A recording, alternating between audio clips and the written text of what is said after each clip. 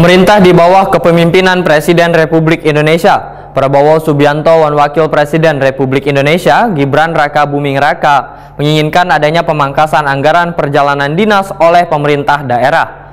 Arahan ini pun mendapatkan respon yang sangat baik dari wakil rakyat di DPRD Banjarmasin. Salah satunya dengan Ketua DPRD Banjarmasin yang juga sepakat dengan arahan tersebut, asalkan tetap menyesuaikan dengan kebutuhan dewan atau urgensinya harus dilihat prioritasnya.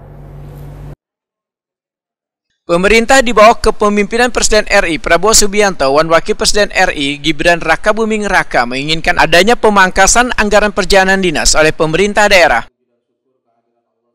Arahan ini pun mendapatkan respon yang sangat baik dari wakil rakyat di DPRD Banjarmasin.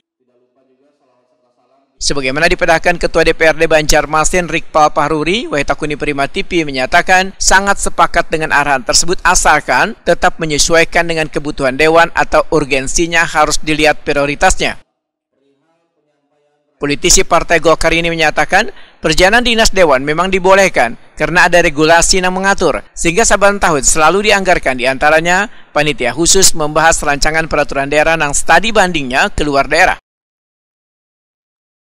Perjalanan anggaran dinas sendiri itu kan kemarin sesuai dengan kita mengikuti rapor pemerintah pusat dan rapor pemerintah daerah di Sentul bersama dengan Pak Prabowo. Itu juga sempat disentil, artinya kita mendukung dengan program itu, program pemerintah berkaitan dengan pemangkasan anggaran yang dinyatakan tidak perlu dan itu yang berpotensi menjadi kebocoran-kebocoran.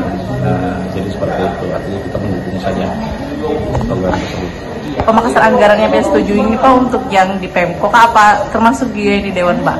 Semua. Artinya kan pemerintah daerah itu tidak hanya Pemko dan Dewan saja tapi juga semua. Rikpal Pahruri memadahkan tujuan penghematan anggaran tersebut tentunya sangatlah bagus, namun pemerintah kota harus pula merealisasikan pendapatan asli daerah Banjarmasin agar bisa optimal demi keberlanjutan pembangunan di kota Seribu Sungai ini.